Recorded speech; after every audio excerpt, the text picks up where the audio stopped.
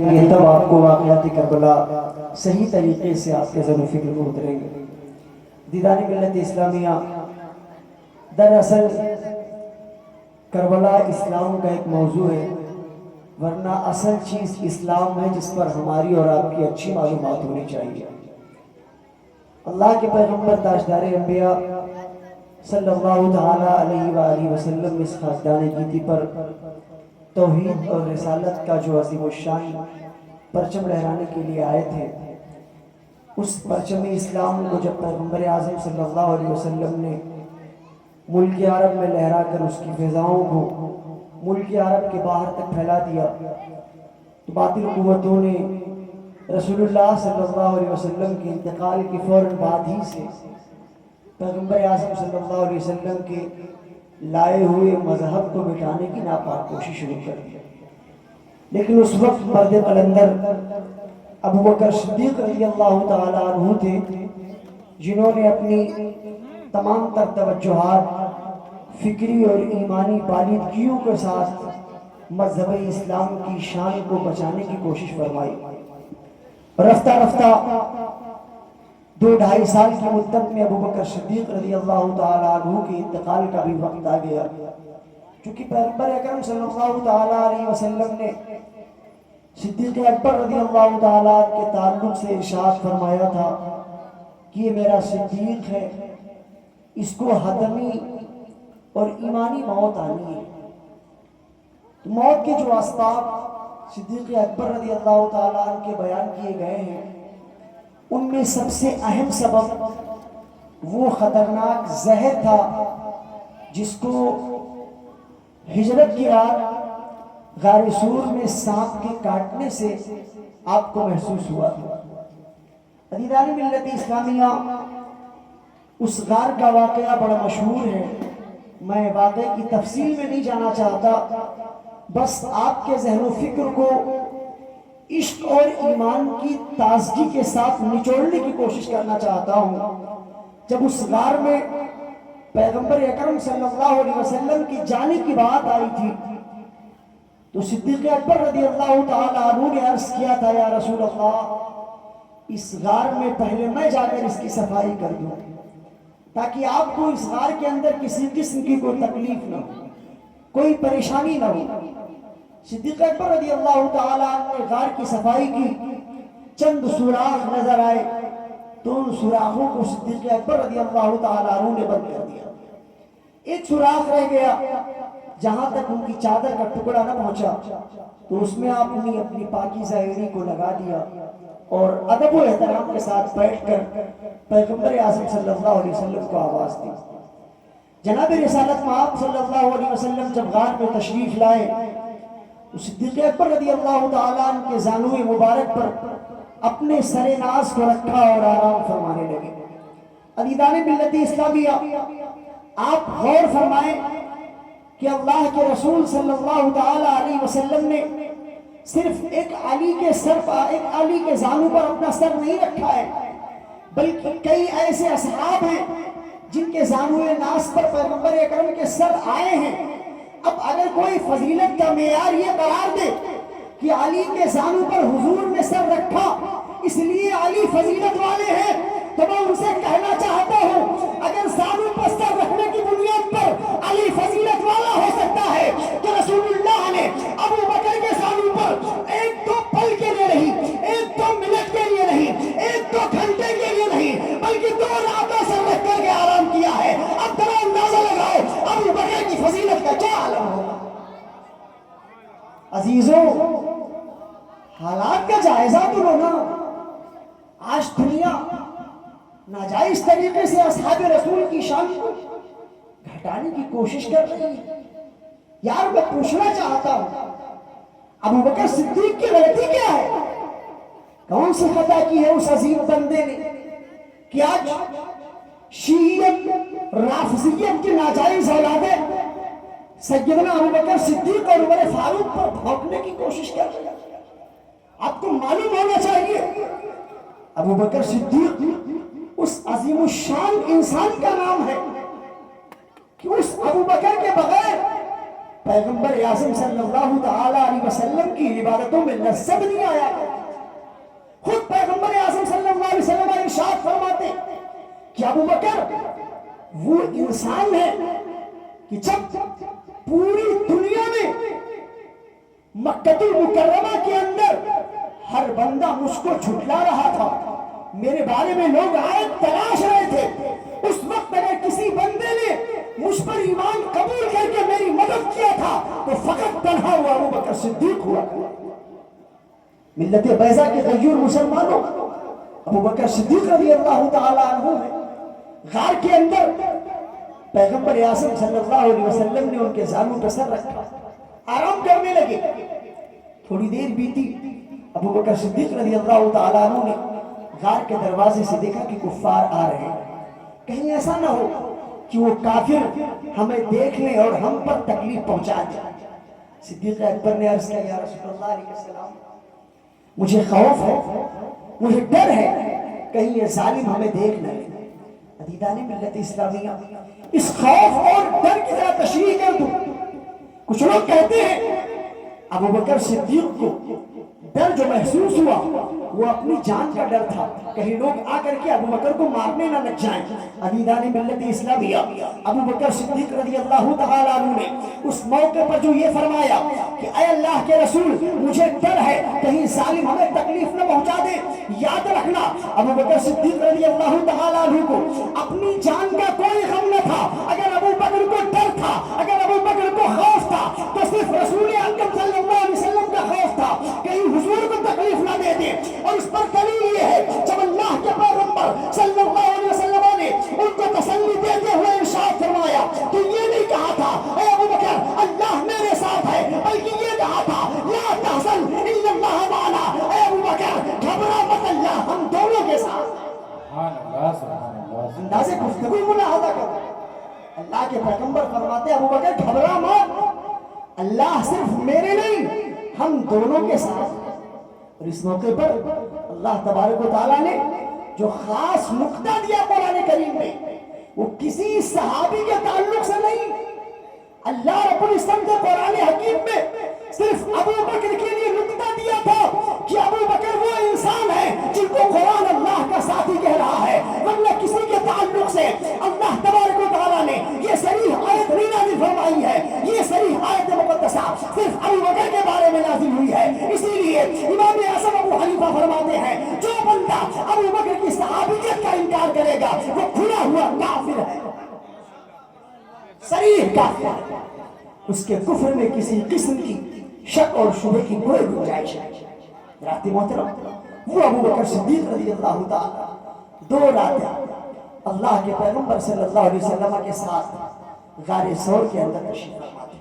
رات گرامی, اللہ کے رسول کے لگ بھگ 1 لاکھ سے زائد صحابہ ہیں, 1 لاکھ سے زیادہ لوگ ہیں جن کو اللہ کے رسول نے اپنا صحابی ہونے کا شرف عطا کیا.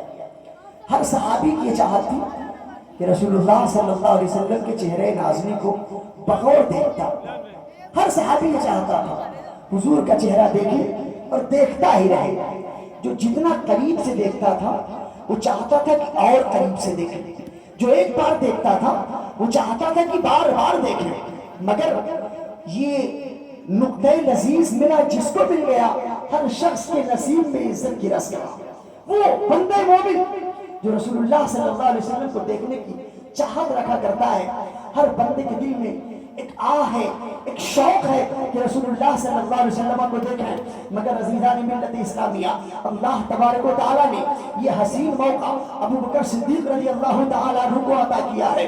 2 راتیں ہیں, ان 2 راتوں میں نہ کسی چیز کی کوئی فکر ہے, نہ کہیں اٹھ کر کے جانا ہے, نہ کسی کام کے لیے اٹھنا ہے, نہ کوئی اور چیز کی ڈسٹربنگ ہے, بلکہ فقط یہ ہے کہ ابو بکر صدیق رضی اللہ تعالیٰ عنہ سر جھکا کر اپنے چہرے پاک کو رسول کریم صلی اللہ علیہ وسلم کے مقدس چہرے کی طرف لگائے ہوئے ہیں. ایک آس ہے کہ میں دیکھتا ہی رہوں یا رسول اللہ آپ کے چہرے پاک کو, اور دیکھتے ہی رہ گئے. مقصد یہ تھا اللہ تبارک و تعالیٰ نے ان دونوں بندوں کو غار کے اندر اس لیے اکٹھا کیا تھا کہ وہ محرم راز نبوت ہے. رسول اللہ کے بعد میں جب اسلام پر مضبوطی غار کیا جانے لگے گا، اس وقت اسلام کے شاخ کو مضبوط کرنے کے لیے، اسلام کی طاقت کو مستحکم کرنے کے لیے کسی بندے کے سینے میں مصطفیٰ جان رحمت کے شمع کا چراغ بلند کر دیا جائے، تاکہ جب رسول اللہ نہ رہے تو اسلام کی طاقت کو اس بندے کے ذریعے مستحکم کیا جائے۔ اس استحکام کے لیے ابو بکر صدیق رضی اللہ تعالیٰ عنہ کو 2 راتیں غار ثور میں ڈال کر جامع عشق و محبت پلایا جا رہا تھا، اور یہ بتایا جا رہا تھا کہ دنیا میں کوئی بھی انسان ابو بکر کے جیسا ہو ہی نہیں سکتا۔ یہ انداز، یہ محبت اللہ کے پیغمبر نے ابو بکر صدیق رضی اللہ تعالیٰ عنہ کو عطا کی، اور اسی محبت کے بعد جب دونوں غار ثور سے نکلے، واقعات بڑے لمبے ہیں، زندگیاں گزرتی گئی، 2.5 سال ابو بکر صدیق رضی اللہ تعالیٰ عنہ نے امور خلافت انجام دیے، اور لگ بھگ 7 یا 8 ذی الحجہ کو آپ کے پیر کی ایڑی میں درد محسوس ہوا۔ علماء بیان فرماتے ہیں کہ پاؤں کی ایڑی میں جو درد محسوس ہوا تھا، وہ درد سانپ کے کاٹنے کا زہر تھا جو دوبارہ پلٹ کر آپ کے پاؤں میں آ گیا۔ اور اسی کے بعد ابو بکر صدیق رضی اللہ تعالیٰ عنہ کو 10-12 روز تک زبردست بخار ہوا، پھر اللہ رب العزت کے فضل و کرم سے 22 جمادی الاخری کو آپ رضی اللہ تعالیٰ عنہ اس دار فانی سے رخصت فرمایا۔ انا للہ و انا الیہ راجعون۔ دیدانی محترم، یہ ابو بکر صدیق رضی اللہ تعالیٰ عنہ کے زندگی کا ایک اہم حصہ ہے۔ اب اس کے بعد جو اسلام کی تاریخ پلٹتی ہے وہ ایک اہم نمائشی چیز ہے، کیونکہ آج کل حالات بڑی تیزی کے ساتھ بدلتے ہیں، لوگوں کا مزاج بڑی تیزی کے ساتھ بدلتا ہے۔ ابو بکر صدیق رضی اللہ تعالیٰ نے اپنی حیات ظاہری میں عمر فاروق اعظم رضی اللہ تعالیٰ عنہ کے لیے خلافت کا استحکام فرما دیا تھا۔ اپنی ظاہری حیات میں عمر فاروق رضی اللہ تعالیٰ عنہ کو خلیفہ بنا دیا تھا۔ ایک صحابی کو اعتراض ہوا تھا، انہوں نے کہا تھا، اے صدیق، آپ ایسے بندے کو خلیفہ بنا رہے ہیں جو بہت سخت مزاج ہے، اس کی سخت مزاجی سے زمانہ واقف ہے، کسی اور کو خلیفہ بنا دیا جائے۔ ابو بکر صدیق رضی اللہ تعالیٰ عنہ نے ارشاد فرمایا کہ اس روئے زمین پر جتنے بھی لوگ اس وقت موجود ہیں، ان تمام لوگوں میں سب سے زیادہ اگر کوئی مشک و تقوی والا نظر آتا ہے تو وہ ابو بکر صدیق کے بعد عمر فاروق ہے۔ یہ ابو بکر صدیق رضی اللہ تعالیٰ عنہ کی زبان مبارک کا جملہ، پوری روئے زمین پر سب سے افضل اس وقت اگر کوئی ہے تو وہ عمر فاروق ہے۔ اللہ کے پیغمبر صلی اللہ تعالیٰ علیہ وسلم کے عظیم الشان صحابی ہیں، میں ان کو اپنی زندگی میں خلیفہ بنا کر جانا چاہتا ہوں۔ میں دیکھ رہا ہوں کہ حالات کافی خراب ہیں، اس وقت مذہب اسلام کو ایک ایسی عظیم الشان بہادر انسان کی ضرورت ہے جو اسلام پر آنے والی تمام تر طاغوتی طاقتوں کا مقابلہ کر سکے۔ اور یہ حکومت اس وقت اصحاب رسول میں اگر کسی بندے کے اندر درجہ عدم میں موجود ہے تو وہ فقط عمر فاروق ہے۔ اس لیے آپ تمامی حضرات عمر فاروق رضی اللہ تعالیٰ کے دست حق پرست پر بیعت کریں اور ان کو اپنا خلیفہ تصور کریں۔ اس اعلان کے بعد ابو بکر صدیق رضی اللہ تعالیٰ عنہ نے عمر فاروق رضی اللہ عنہ کو خلیفہ بنا دیا۔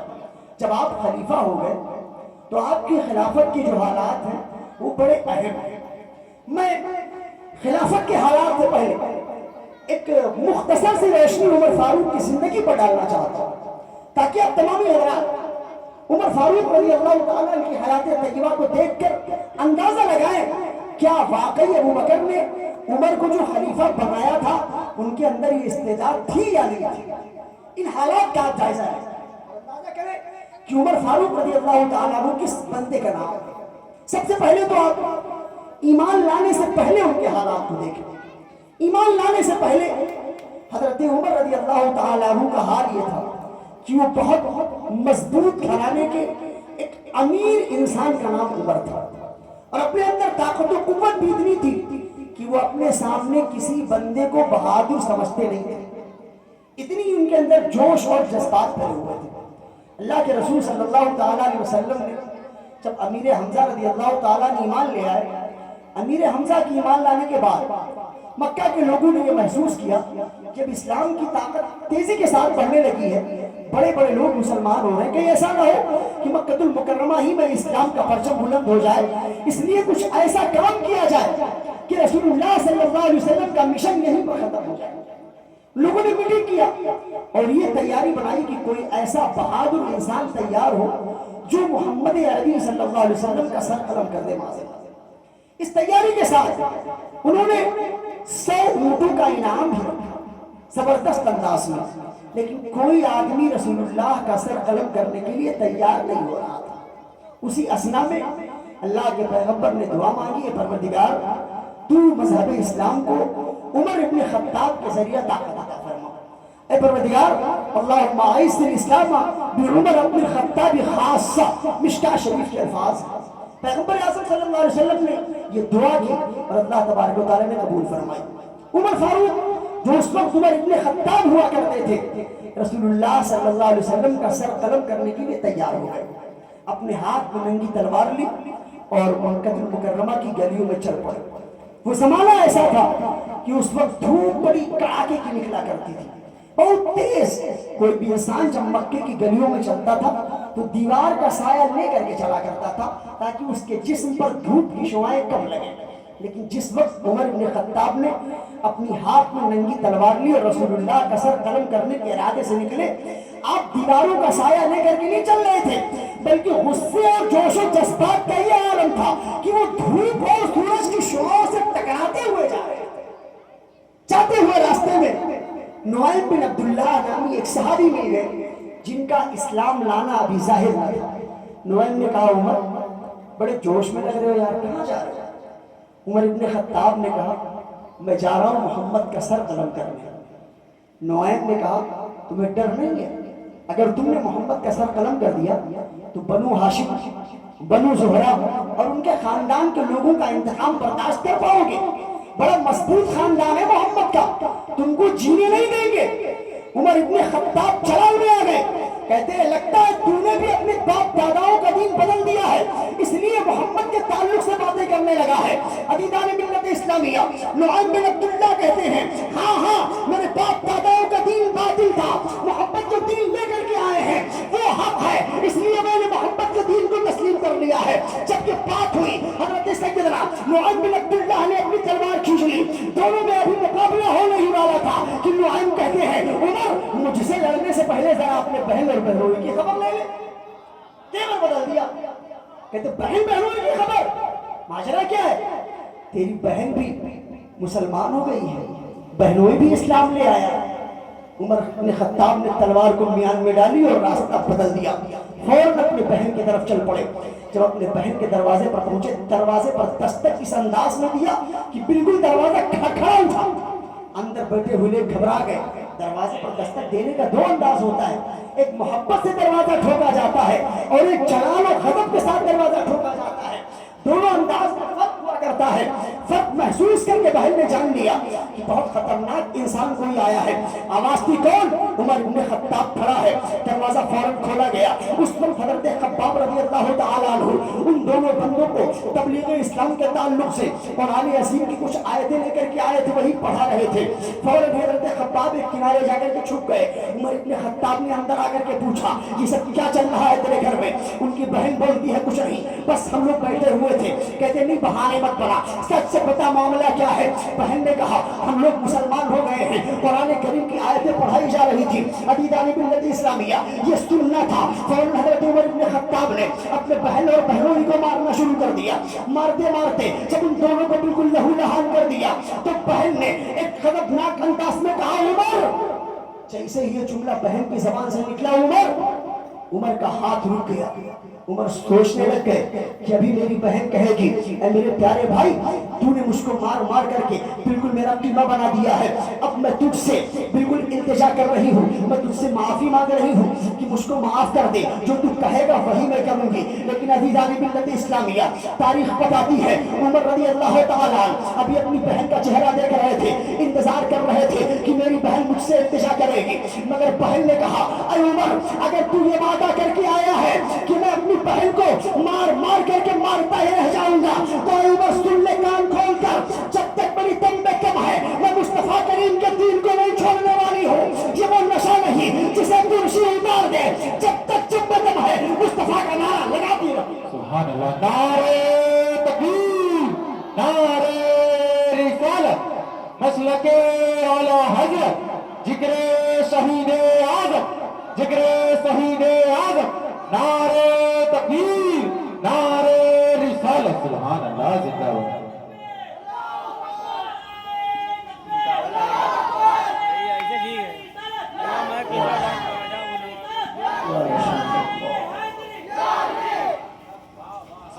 بہن نے کہا کتنا مارو گے، جتنی طاقت ہے لگا لو، مگر یہ جو ہم نے اسلام قبول کر لیا اسے چھوڑنے والی نہیں۔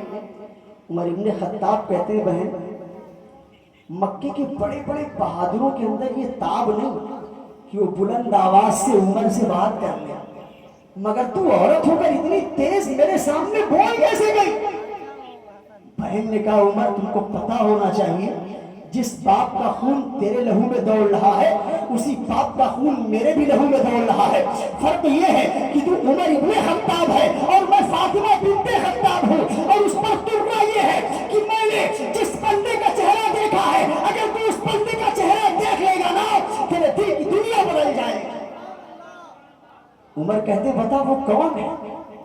فاطمہ کہتی ہے وہ مصطفیٰ کریم ہے جن کے چہرے کو دیکھ کر کے سورج بھی شرما جاتا ہے، وہ مصطفیٰ کریم ہیں جن کے رخ روشن کو دیکھ کر کے چاند بھی شرمیلا بن جایا کرتا ہے، ان کے سامنے اگر ستارے بلند ہو ستارے نکلے ہو مصطفیٰ اپنی زلفوں کو لہرا دے تو ستاروں کی روشنیاں ماند پڑ جایا کرتی ہیں۔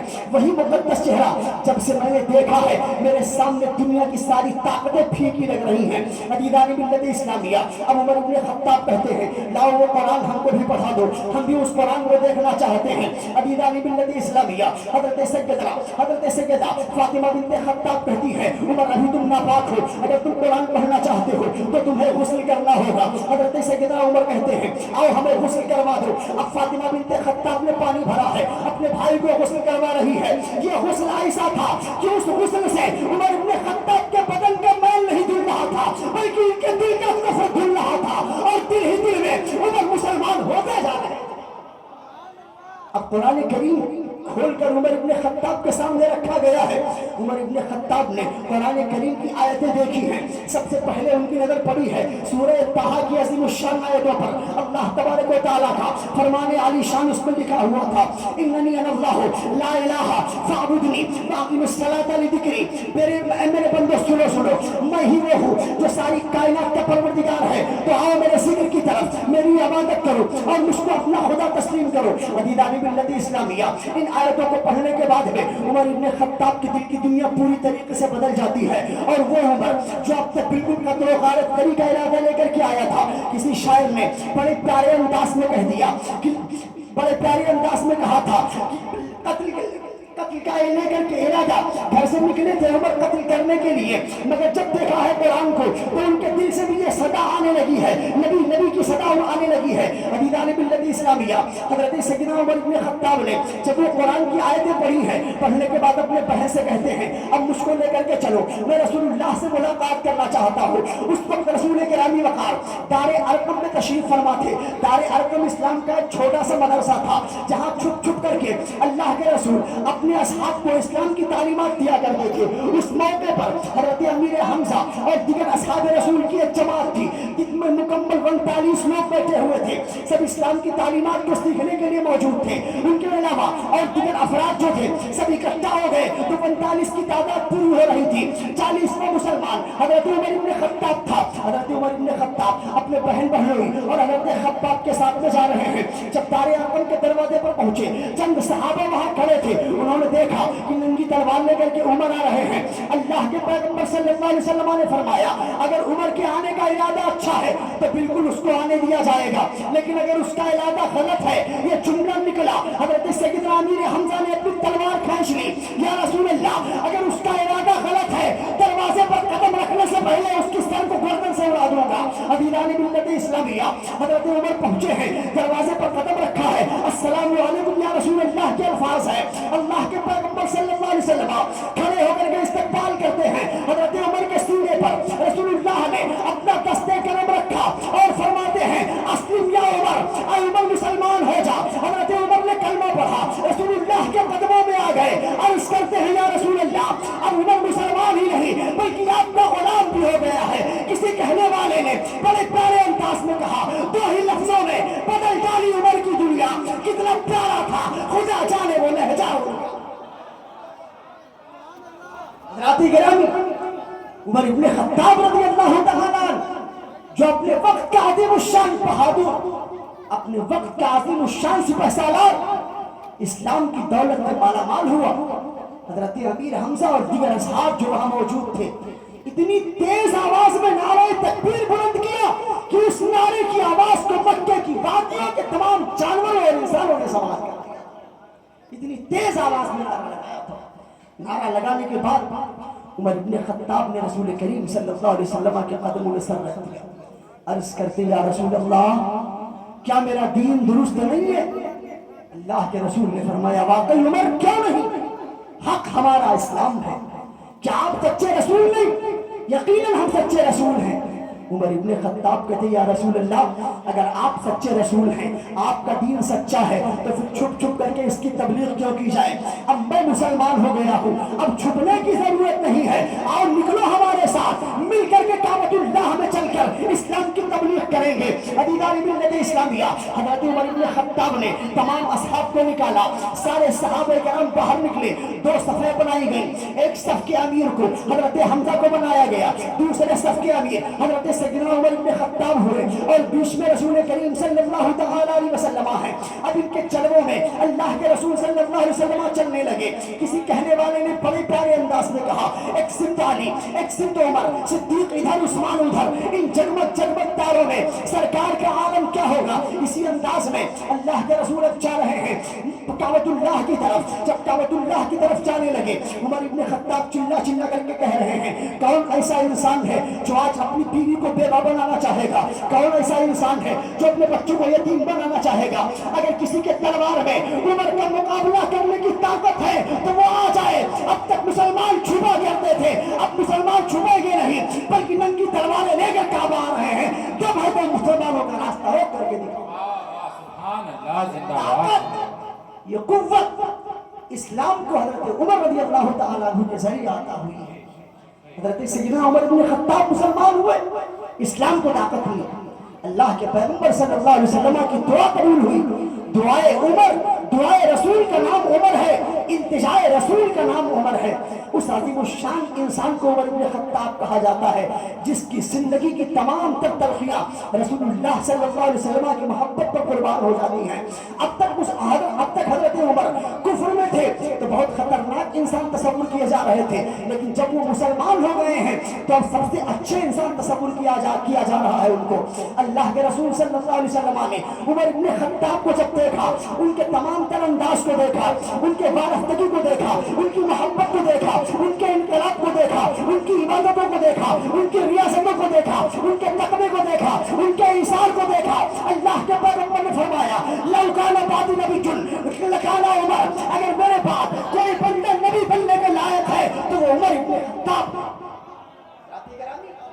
یہ عمر ابن خطاب اللہ کے پیغمبر صلی اللہ علیہ وسلم نے حضرت سیدنا عمر رضی اللہ تعالیٰ عنہ کو فاروق کا لقب عطا فرمایا۔ کفر اور اسلام کے درمیان زبردست فرق پیدا کرنے والے کا نام عمر فاروق ہے۔ عزیزان گرامی، وہی عمر فاروق ہے جب انہوں نے خلافت کی باغڈور سنبھالی ہے۔ تاریخ بتاتی ہے عمر ابن خطاب کے دور میں اسلام کو جتنی فتح و نصرت ملی ہے اب تک کسی خلیفہ کسی بادشاہ کے زمانے میں اتنی شوکت اسلام کو نہیں ملی جتنا عمر ابن خطاب نے اسلام کو قوت عطا کی۔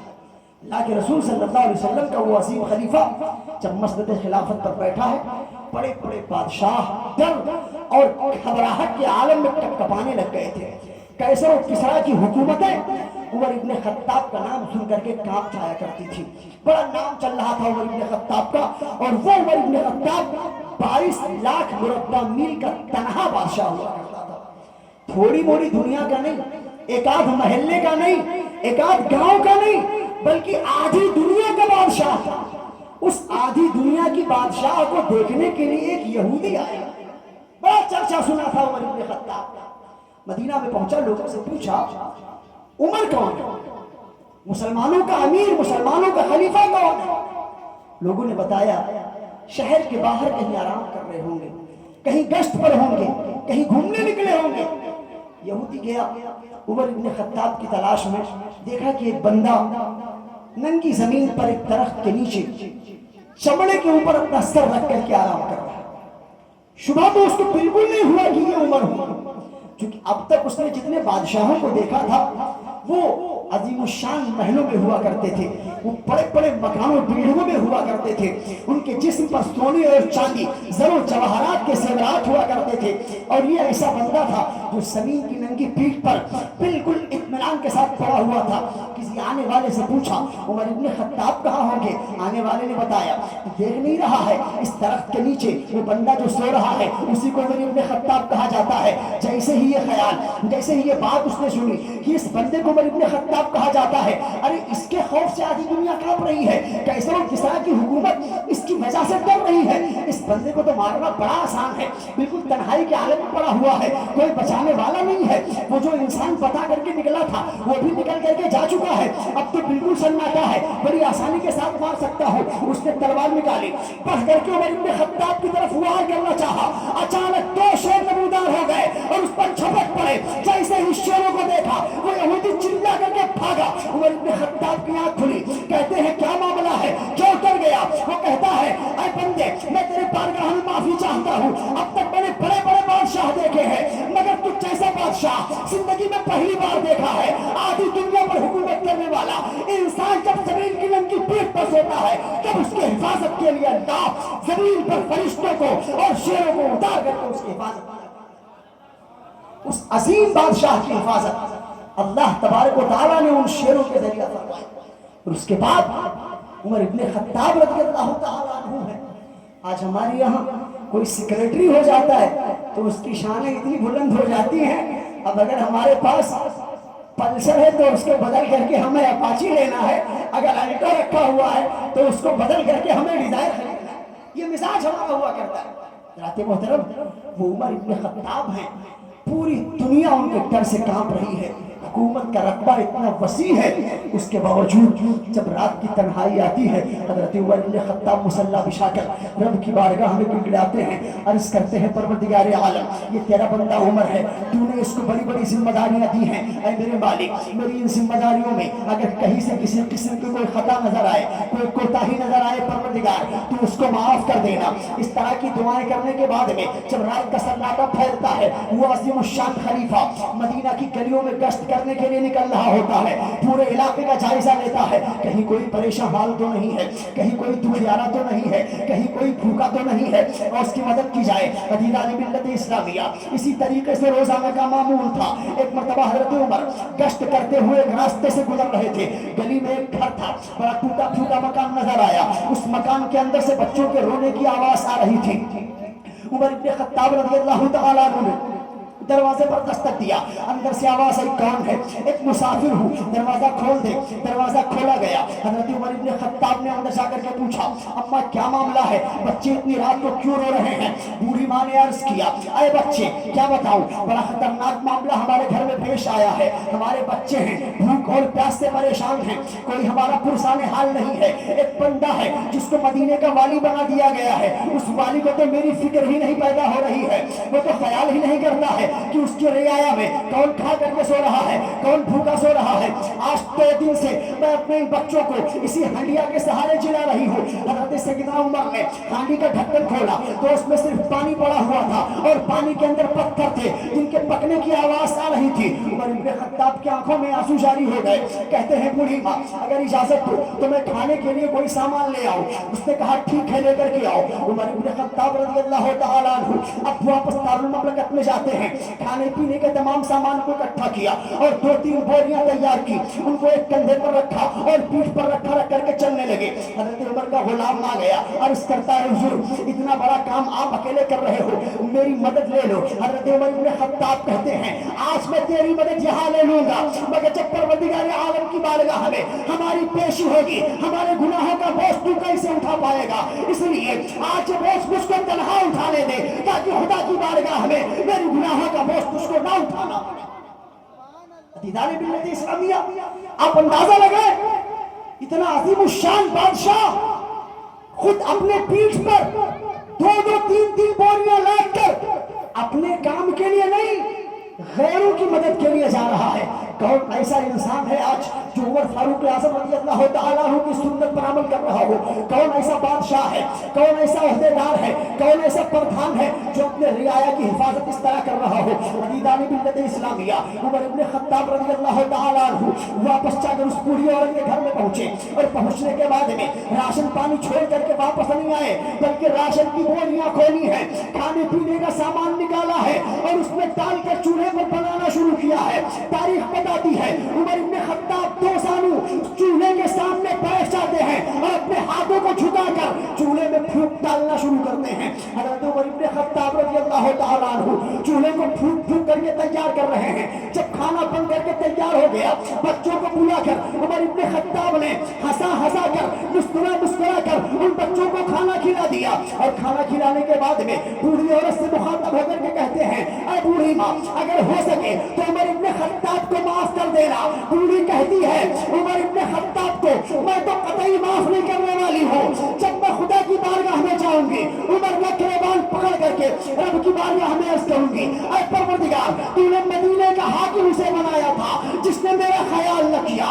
عزیزان محترم، عمر فاروق کی آنکھوں میں آنسو آئے، عرض کرتے ہیں، اے بوڑھی ماں، جس عمر کی تو شکایت کر رہی ہے وہ عمر کو یار نہیں ہے، اسی گنہگار کو عمر ابن خطاب کا نعرے تکبیر، نعرے رسالت، ذکر شہید اعظم، ذکر شہید اعظم، نعرے تکبیر، نعرے رسالت۔ حضرات گرامی، عمر ابن خطاب کہتے ہیں، بوڑھی ماں اب تو مجھے معاف کر دینا۔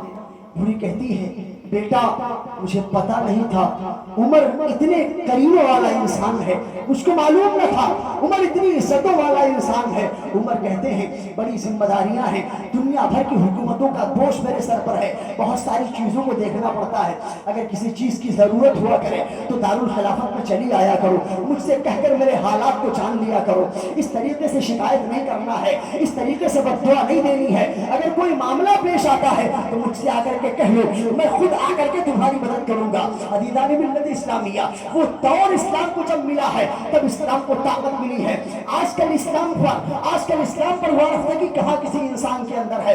حالات تو ایسے ہیں کہ آج کسی انسان کو چھوٹی سی طاقت مل جاتی ہے تو اپنے چھوٹے بھائی کو بھی بھول جایا کرتا ہے۔ آج اگر کسی انسان کو تھوڑی سی دولت مل جاتی ہے تو اپنے پورے محلے اور خاندان کو بھول جایا کرتا ہے۔ عزیزان ملت اسلامیہ، مگر وہ اصحاب رسول کا دور تھا کہ بڑی بڑی طاقتوں کے باوجود بھی وہ اسلام کو اس قدر چاہا کرتے تھے، اسلام کی محبت ان کے دلوں میں اس قدر جاگزی تھی کہ اسلام کے پرچم کو پل بھر کے لیے سرنگون نہیں ہونے دینا چاہتے تھے۔ حضرات گرامی، ایک بڑی اہم تاریخ آتی ہے عمر فاروق اعظم کے دور خلافت کی۔ حضرت خالد ابن ولید ہیں جن کو سیف من سیوف اللہ کہا جاتا ہے، وہ عظیم الشان سپاہی ہیں جن کو حضرت سیدنا عمر ابن خطاب نے سپہ سالار بنایا ہوا تھا اور فوج کا کمانڈر بنا کر حضرت سیدنا خالد ابن ولید کو جنگ میں بھیج دیا تھا۔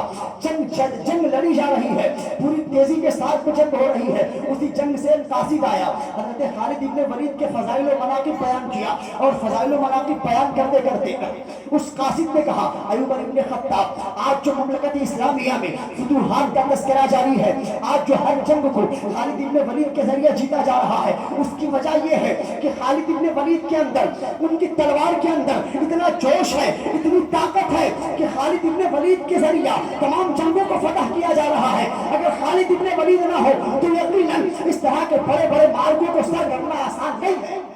جب یہ بات اس نے کہی، ابن خطاب کہتے ہیں خالد ابن ولید کے ذریعہ اسلام کو فوج کشی مل رہی ہے، نہیں، اسلام کو جو طاقت مل رہی ہے وہ اللہ و رسول کی عطا سے مل رہی ہے۔ اس طاقت میں نہ تو عمر کا کوئی حصہ ہے اور نہ خالد ابن ولید کا کوئی حصہ ہے، اللہ کی عطا سے۔ حضرت عمر ابن خطاب نے خط لکھا، اس خط میں فرمایا کہ یہ خط لے جاؤ اور خالد ابن ولید کے ہاتھ میں پکڑا دے۔ قاصد نے خط لیا، تیزی کے ساتھ روانہ ہوا، خالد ابن ولید کے ہاتھ میں جنگ کے دوران وہ خط پکڑا دیا۔ جب خط کھول کر کے خالد ابن ولید نے پڑھا، عمر ابن خطاب کا مضمون تھا کہ یہ خط امیر المؤمنین عمر ابن خطاب کی جانب سے خالد ابن ولید کو ملا۔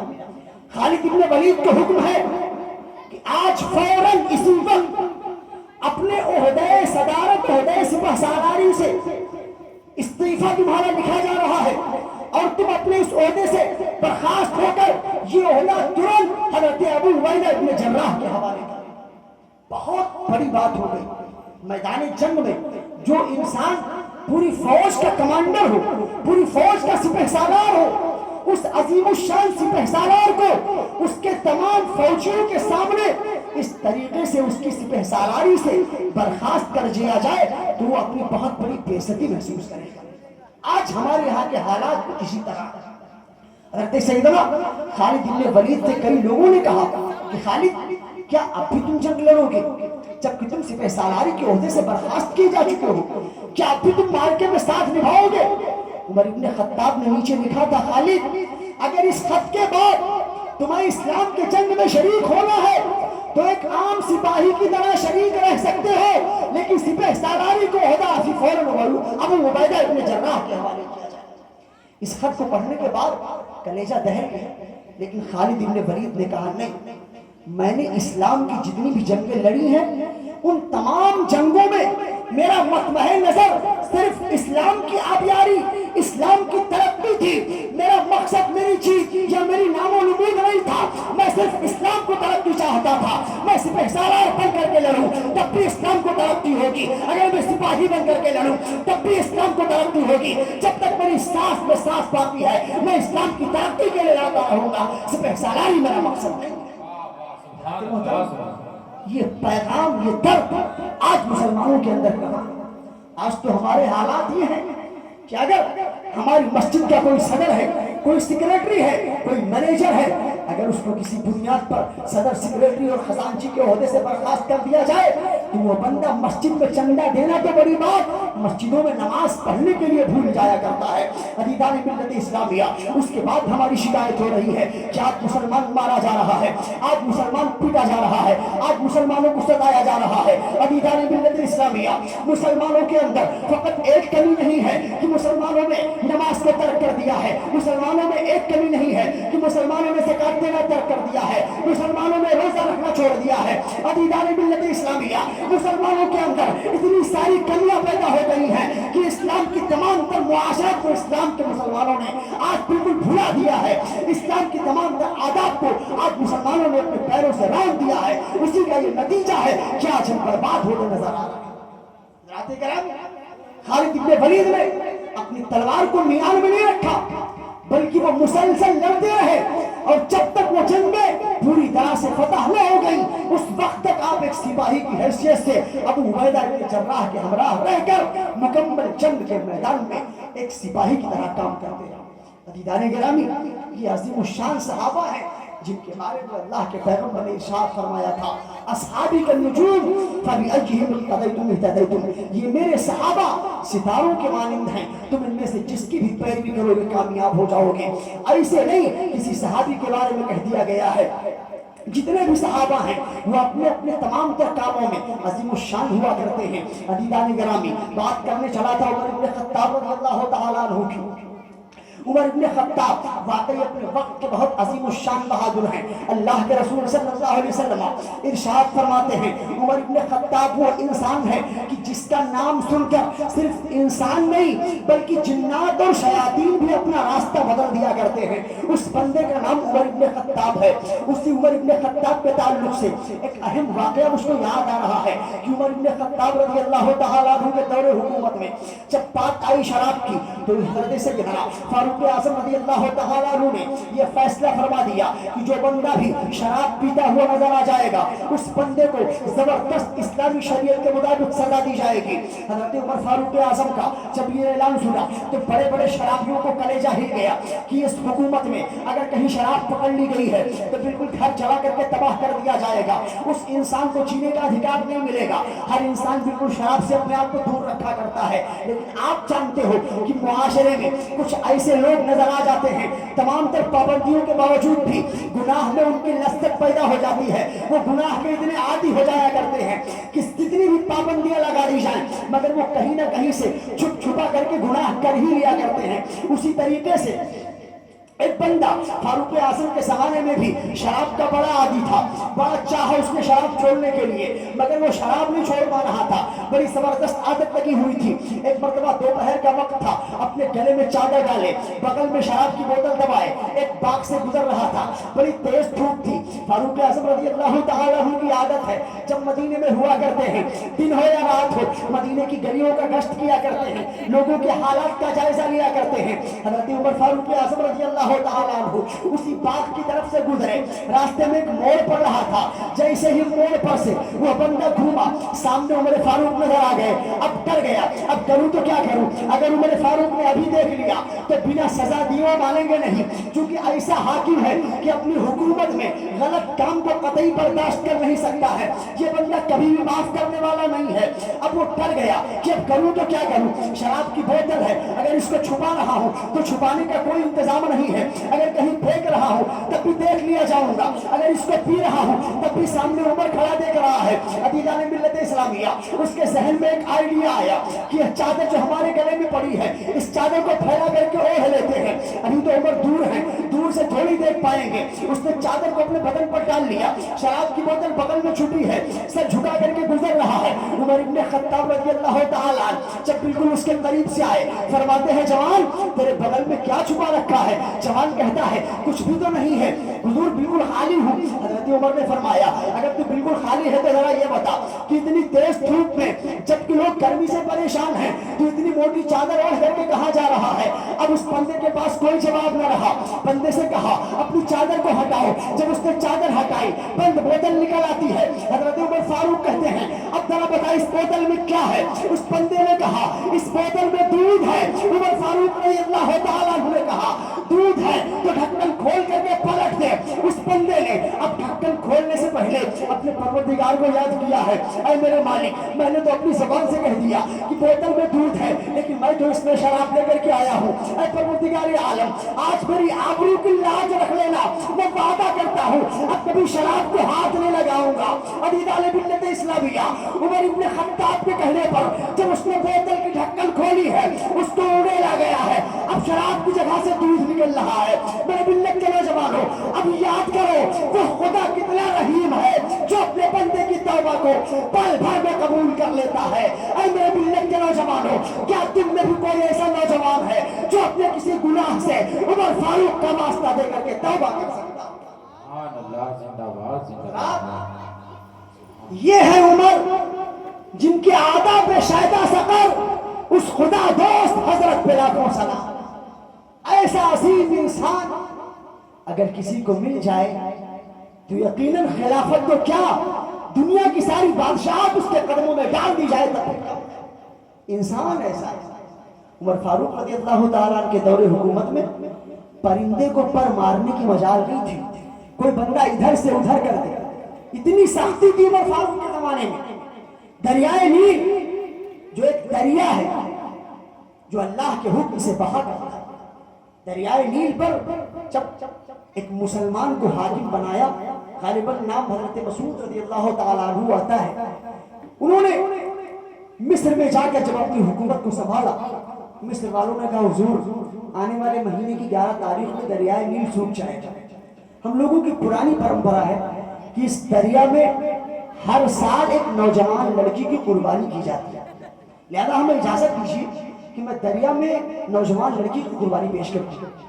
صحابی رسول کہتے ہیں کہ یہ تو اسلام میں ناجائز ہے, کسی کی جان کو بلا وجہ زبردستی مار دینا, ختم کر دینا اسلام میں ناجائز ہے. اس کام کی اجازت میں قطعی نہیں دے سکتا, اجازت نہیں دی. تو دریا میں نوجوان لڑکی کو نہیں ڈالا گیا. آنے والے 11 تاریخ میں دریا کا پانی سوکھ گیا. سارا قبہ قبیلہ پریشان, صحابی رسول کے پاس خبر پہنچی دریا کا پانی سوکھ گیا.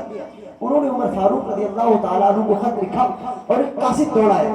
قاصد تیز رفتار گھوڑے پر عمر فاروق کے پاس پہنچا, سارا معاملہ عمر فاروق نے پڑھا اور اس کے بعد میں صحابی رسول کے نام سے خط لکھا. اس خط میں یہ لکھا کہ اس خط کے ساتھ ایک چھوٹا سا رکا ہے, یہ رکا لے جا کر کے دریا میں ڈال دینا, انشاءاللہ تعالی دریا جاری ہو جائے گا. عزیزان ملت اسلامیہ, جب واپس وہ خط لا کر صحابی رسول کو دیا گیا, والی مصر نے خط کو پڑھا اور اس کے بعد میں رکے کو کھولا. اس رکے میں لکھا تھا اے دریائے نیل, یہ خط تیرے لیے عمر ابن خطاب کی جانب سے ہے. اگر تو اپنی مرضی سے جاری ہوتا تھا تو تو اپنی مرضی کا مالک ہے, لیکن اگر تجھ کو اللہ رب العزت جاری کرتا تھا تو میری دعا ہے رب کی بارگاہ میں کہ پروردگار عالم اس کو جاری فرمائے گا۔ عزیزان ملت اسلامیہ، جب اس رکتے کو دریائے نیل میں ڈالا گیا ہے، تاریخ بتاتی ہے دریا کا پانی اتنی تیزی کے ساتھ جاری ہوا ہے کہ آج تک اس دریا میں کبھی سکھاؤ نہیں۔ یہ عمر فاروق کی حکومت ہے، صرف انسانوں پر نہیں دریاؤں پر بھی ان کی حکومت کام کیا کرتی ہے، صرف دریاؤں پر نہیں بلکہ جانوروں پر، چرندوں پر ان کی حکومت کام کر رہی ہے۔ عزیزان ملت اسلامیہ، اس عظیم الشان بندے کا نام عمر ابن خطاب ہے۔ ان کی حکومت میں اسلام کو طاقت ملی ہے۔ کیسر و کسریٰ پر حضرت سیدنا عمر فاروق اعظم کے زمانے میں فتح نصیب ہوئی ہے، بلکہ 22 لاکھ مربع میل پر اسلام کے پرچم کو اگر کسی بندے نے لہرایا ہے تو وہ اکیلا عمر فاروق رضی اللہ تعالیٰ عنہ۔ عمر فاروق رضی اللہ تعالیٰ کے دور خلافت میں اسلام کو بڑی طاقت ملی ہے۔ جب کسریٰ کی جنگ کو فتح کیا ہے، اس جنگ میں ایک صحابی رسول بھی شامل تھے جن کے تعلق سے تاریخ میں ہے کہ انہوں نے اللہ کے رسول صلی اللہ علیہ وسلم کو ہجرت کے موقع پر آپ کے قتل کرنے کے ارادے سے وہ پیچھے پیچھے گئے تھے۔ جب وہاں پہنچے اللہ کے رسول صلی اللہ علیہ وسلم نے فرمایا کہ تم مجھے قتل کرنے کے ارادے سے آئے ہو، تم کو زمین میں ابھی دھسا دیا جائے گا۔ وہ زمین میں دھسنے لگے، ان کا گھوڑا جب زمین میں دھسنے لگا، اس بندے نے کہا حضور معاف کر دیں، اب آئندہ ایسی غلطی نہیں کروں گا، اور میرے راستے میں جو لوگ آنے والے ہیں انہیں بھی لوٹا دوں گا۔ اللہ کے پیغمبر نے فرمایا تھا اے بندے تو مجھ کو قتل کرنے آیا ہے، سونے اور چاندی کے لالچ میں، زیورات کی لالچ میں، جا میں نے تیرے ہاتھوں میں کسریٰ کے کنگن پہنا دیے ہیں۔ عزیزان ملت اسلامیہ، حضرت عمر فاروق کا جب دور آیا ہے، کسریٰ فتح ہوا ہے، اس کے کنگن کو نکال کر صحابی رسول کے ہاتھ میں پہنایا ہے عمر نے، اور یہ فرمایا کہ میرے نبی نے کہا تھا تمہارے ہاتھ میں کسریٰ کے کنگن ہوں گے، لو دیکھ لو کسریٰ کے کنگن کو عمر نے تم کو پہنا کر نبی کے فرمان کو پورا کیا۔ اللہ کے فاروق، اللہ کے پیغمبر صلی اللہ علیہ وسلم کے اس عظیم الشان بہادر سپاہی کو عمر ابن فاروق کہا گیا ہے۔ وہ بہادر سپاہی اپنی زندگی کے 12 سال تک امور خلافت کو انجام دیا، مکمل 12 سال سے کچھ زائد۔ جب اس کے بعد عمر فاروق اعظم رضی اللہ تعالیٰ عنہ نے امور خلافت کو پوری طرح سے انجام دے دیا، حالات دھیرے دھیرے بدلنے لگ گئے، اور یہودیوں کی جو سازش تھی کہ عمر فاروق رضی اللہ تعالیٰ عنہ کو قتل کر دیا جائے، اگر ان کو قتل نہ کیا گیا تو اسلام پوری دنیا میں پھیل جائے گا عمر ہی کے زمانے میں۔ اور ایک تاریخ بتایا آپ کو، عمر فاروق ہی کے زمانے میں آپ کے ملک بھارت میں اسلام کا پہلا سپاہی آیا، پہلا سپاہی ایک صحابی رسول حضرت عمر فاروق ہی کے زمانے میں آپ کے اس بھارت کی سرزمین پر تشریف لائے تھے۔ وہ عمر ابن فاروق رضی اللہ تعالیٰ عنہ ہیں جن کو قتل کرنے کے لیے یہودیوں نے سازشیں کی اور ایک غلام کو تیار کیا جس کا نام ابو لولو ہے۔ ابو لولو غلام اپنے ہاتھ میں زہر سے بجھی ہوئی تلوار اور خنجر لے کر مدینہ المنورہ میں حاضر ہوا، اور عمر ابن خطاب رضی اللہ تعالیٰ عنہ کے پاس مسلمانوں جیسا بھیس بنا کر کے پہنچا۔ جبکہ عمر ابن خطاب نے اس کو پہچان لیا، لیکن پہچاننے کے باوجود بھی عمر ابن خطاب نے اسے کچھ نہیں کہا بلکہ اسے چھوڑ رکھا۔ وجہ یہ تھی کہ عمر ابن خطاب جانتے تھے کہ اللہ کے پیغمبر صلی اللہ علیہ وسلم نے جو فرما دیا ہے وہ بالکل سچ اور حق ہے۔ زمین ٹل سکتی ہے، آسمان ہل سکتا ہے، مگر رسول کا فرمان کبھی نہیں بدلے گا۔ رسول نے فرمایا ہے عمر تم کو شہادت کی موت نصیب ہونے والی ہے، اس لیے عمر کو شہید ہونا ہے، اور شاید یہ عمر کی شہادت کا وقت قریب آ گیا ہے۔ عزیزان ملت اسلامیہ، اس طریقے سے حضرت عمر فاروق اعظم رضی اللہ تعالیٰ عنہ نے ابو لولو کو مدینے میں رہنے کا موقع دے دیا، اور ابو لولو اب مدینے میں رہنے لگا ہے۔ 10 12 15 دن ہو گئے، اس کے بعد میں فجر کی نماز کا وقت تھا۔ حضرت عمر فاروق رضی اللہ تعالیٰ عنہ اپنے عادت اور معمول کے مطابق جب لوگوں کو مسجد نبوی میں اکٹھا کرتے تھے تو ان کو اکٹھا کرنے کے بعد میں جب تکبیر کا وقت ہوتا تھا تو صفوں کو درست کروایا کرتے تھے۔ فاروق اعظم رضی اللہ تعالیٰ عنہ تکبیر کے وقت میں صفوں کو درست کرا رہے تھے اور خود مصلی امامت پر جانے کی کوشش میں تھے کہ اسی اثنا میں ابو لولو نے پیچھے سے خنجر اٹھا کر آپ کے اوپر اچانک سے ایسا وار کر دیا کہ آپ کی گردن آدھے سے زیادہ کٹ جاتی ہے، اور تمام لوگوں نے ابو لولو کو گھیر لیا اور منہ پھیر ہو جاتی ہے۔ उसी मुठभेड़ में तकरीबन 12 से ज्यादा सहाबा किराम को जख्म लगी और 6 सहाबा किराम उसी जख्म की ताब न लाकर 15-20 दिनों के अंदर शहीद भी हो गए। और फिर उसके बाद अबू लूलू भी उसी खंजर से अपने आप को मार करके कत्ल कर लेता है। इस तरीके से फजर के वक्त में हजरत उमर फारूक रज़ियल्लाहु तआला अन्हु पर खंजर का वार किया गया और उसके बाद हजरत सैयदना फारूक आज़म रज़ियल्लाहु तआला अन्हु को उठाकर उनके घर में लाया गया। अब उन्हें दवा दी जा रही है, नबीज़ पिलाई जा रही है, दूध पिलाया जा रहा है, मगर उनका गला पीछे से इस तरह कट चुका है कि अगर कोई चीज पिलाई जाती है तो वो चीज आपके गलत से उसी जख्म से बाहर निकल आती है। हज़रात मोहतरम, इस दर्दनाक वाक़े के बाद में आप रज़ियल्लाहु तआला चंद दिन बाहयात थे और उसके बाद में आपका इंतकाल पुरमलाल हो जाता है। अज़ीज़ान मिल्लत इस्लामिया, वो इस्लाम का अज़ीम शान सिपाही है कि उसके इंतकाल के बाद ही से इस्लाम में जब फितने खड़े हुए हैं, उन फितनों को ना तो उस्मान गनी के जमाने में रोका गया, ना मौला अली के जमाने में रोका गया, ना हसनैन करीमैन के जमाने में, और ना अब तक वो फितने रुके हैं और ना क़यामत तक उन फितनों को रोका जा सकता है। क्योंकि अल्लाह के रसूल ने फरमा दिया कि उमर इस्लाम के लिए फितनों का दरवाजा है और जब तक मेरा उमर इस दरवाजे पर खड़ा रहेगा फितने बंद रहेंगे, और जब इस उमर को मिटा दिया जाएगा तब ये फितने उमड़ कर इस्लाम के खिलाफ लड़ाई करते रहेंगे। हज़रात गिरामी, तो रसूलुल्लाह का जो फरमान है वो फरमान तमाम तर शहादतों के बाद हक बहक साबित होता रहेगा और ये हालात ऐसे ही रोजाना आप तमामी हजरात के सामने बयान होते रहेंगे। क्योंकि इस्लाम के हालात हैं, इन हालात को ना तो कोई तागूती ताकत मिटा सकती है और ना ही फजीलत उस्मान को, ना ही फजीलत उमर को कोई राफजी और शीई ताकत खत्म कर सकती है।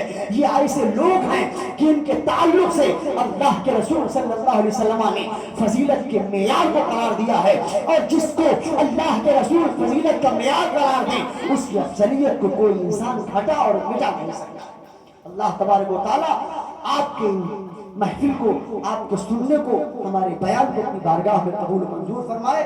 खूब की सेरे चमन, फूल चुनी शाद रहे, बाग पा जाता हूँ, गुलशन तेरा आबाद रहे। वमा अलैना इल्लल बलाग। अस्सलामु अलैकुम।